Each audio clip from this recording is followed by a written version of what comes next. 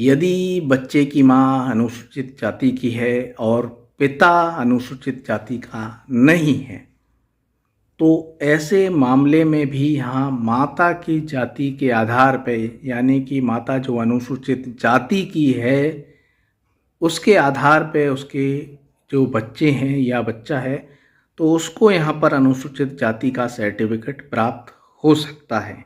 Supreme court, तो दोस्तों supreme court ने ये महत्वपूर्ण बात की, क्योंकि जो प्रैक्टिकल वे में होता है, क्या होता है कि जो पिता है, यदि पिता शेड्यूल कास्ट का है, यदि इंटर कास्ट मैरिज हुई है और पिता यदि शेड्यूल कास्ट का है, तो ईजिली यहाँ पर बच्चे को यहाँ कास्ट सर्टिफिकेट शेड्यूल कास्ट का मिल जाता है।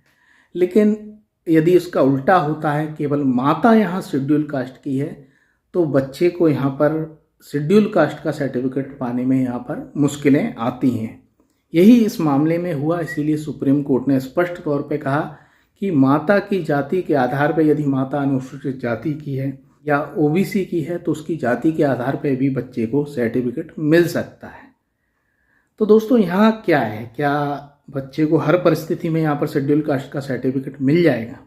तो ऐसा नहीं है। जो पुराना नियम है वो यही है कि यहाँ बच्चे का लालन पालन पोषण किस तरीके से हुआ, किस परिवेश में हुआ, ठीक है, उसके आधार पर उसकी जाति यहाँ पर तय होगी और उसी के आधार पर कास्ट सर्टिफिकेट मिलेगा।